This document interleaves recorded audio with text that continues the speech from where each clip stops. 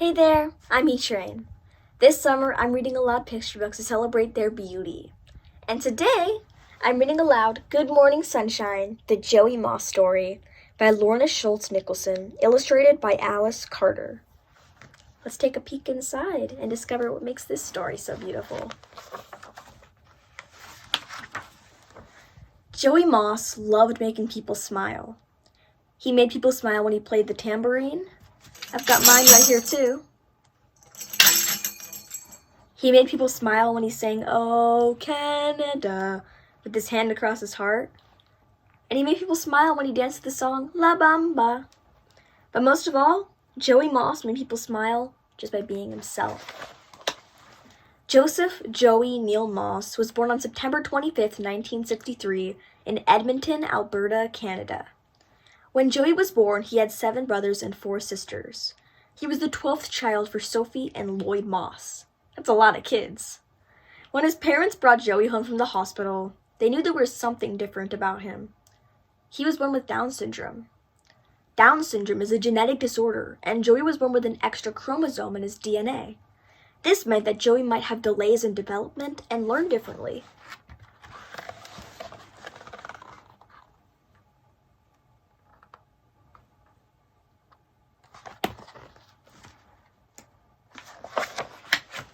In 1963, children born with Down syndrome were often institutionalized, which meant they did not live at home with their families.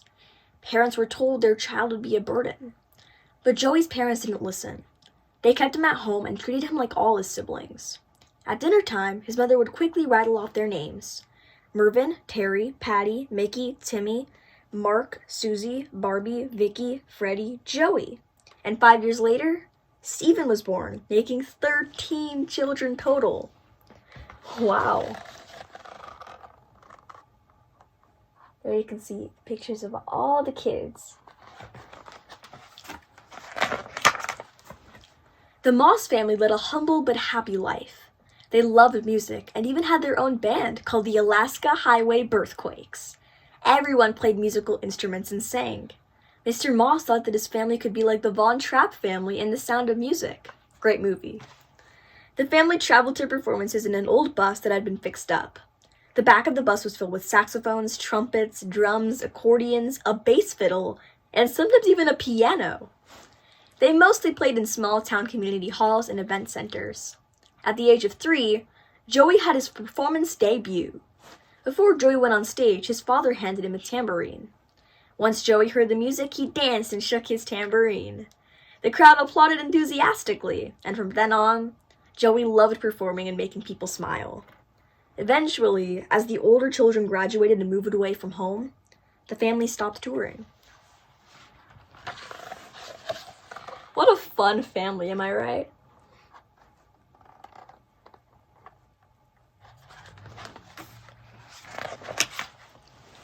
Joey attended school, but not with his brothers and sisters. He attended the Winifred Stewart School. At the time, children born with Down syndrome and other developmental disabilities didn't go to regular school. Winifred Stewart created this school for children like her own son. It was the first school of its kind in Canada. In 1977, when Joey was 14 and living at home with 5 of his siblings, his father died. Suddenly, Mrs. Moss was a single mother. Money was tight, and the family faced some hardships. They even had to move from their home. But Mrs. Moss made sure Joey stayed in school, and he even graduated when he was almost 17. Certificate of Graduation awarded to Joey Moss, June 23, 1980.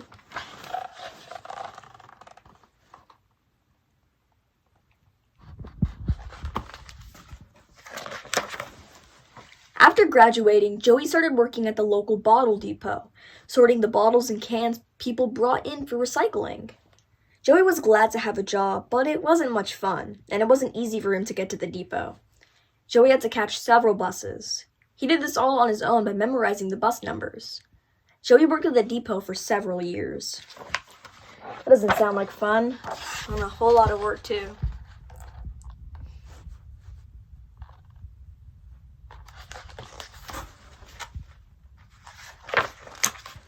But then, things changed. One cold, snowy day, a hockey player named Wayne Gretzky saw Joey shivering at the bus station on his way to the depot. Wayne played in the National Hockey League, the NHL, for the Edmonton Oilers team, and he was a friend of the Moss family. He knew how hard Joey worked at the bottle depot, and Wayne wanted him to have a job that made him happier. So Wayne asked Glenn Sather, the general manager of the Edmonton Oilers, if the team would hire Joey to work in the equipment room. Mr. Sather agreed. Wayne Gretzky was not only a great guy, but one of the greatest, if not the greatest, hockey player of all time.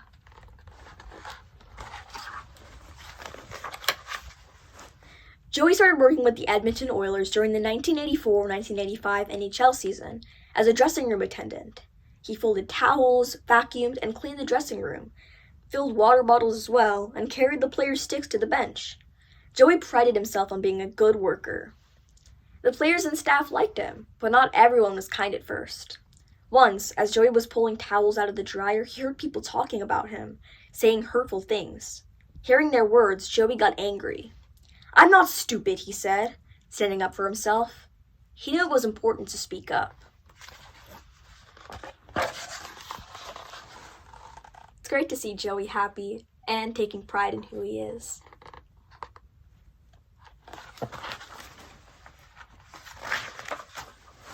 The players liked Joey's work ethic and outgoing personality, and they made him feel like he was part of the team. Joey enjoyed his job, but he liked doing more. He wanted to make everyone feel good. When a player or staff member arrived for practice, he greeted them with a big smile and said, "Good morning, sunshine." So sweet.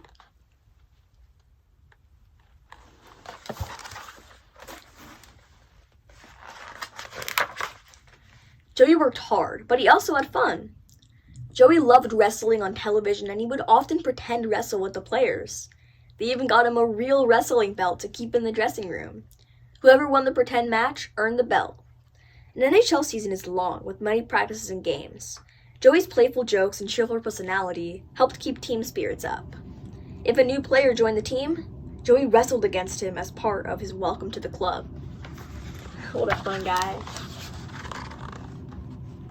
I do not think I would win in a wrestling match with him, though. He seems like he's had a lot of practice. Before the start of Oilers home games, Joey would put his hand to his heart and sing "Oh Canada." He was so enthusiastic in his singing that the cameras would show him on the Jumbotron. The fans cheered, and players like Wayne Gretzky, Mark Messier, and Kevin Lau would glance up and watch. His presence inspired them for the puck drop. These Edmonton Oilers are really good, and Joey made his presence felt, and what he did was really special.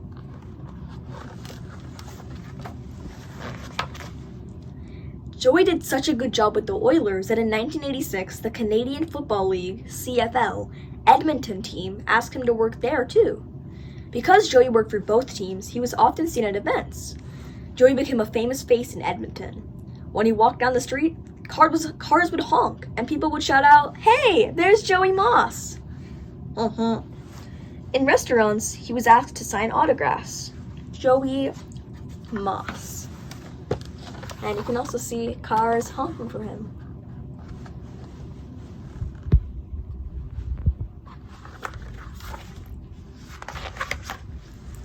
As Joey became a celebrity in Edmonton, he was often asked to attend many charity events. He was happy to help out in his community. Everyone loved seeing his smiling face, and he was always lots of fun to be around. He often sang the national anthem. He even sang at the Alberta legislature. At charity golf tournaments, he would sign autographs. Then he would hit the ball off a tee and see if anyone could outdrive him. If he missed, he tried again. At the Edmonton Down Syndrome Society fashion show, Joey walked the stage as a model and even danced his own moves as the music played. What an inspiring guy.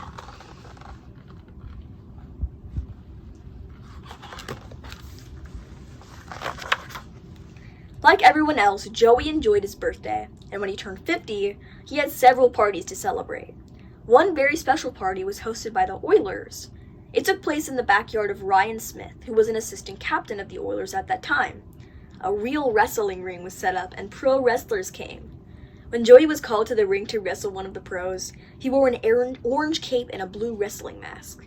At the end of the match, they announced him the winner. The players hoisted him over their heads and sang happy birthday.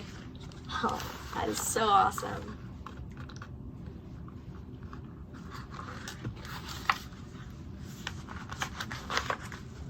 For the rest of his life, Joey Moss continued to be an inspiration for people and an advocate for those with disabilities.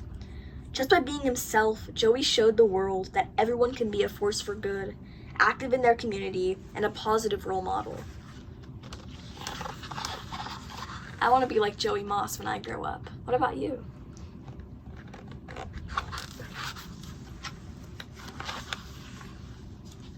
And there you have it. And you can also learn more about Joey Moss and his legacy, as well as hear a note from the author at the back of the book.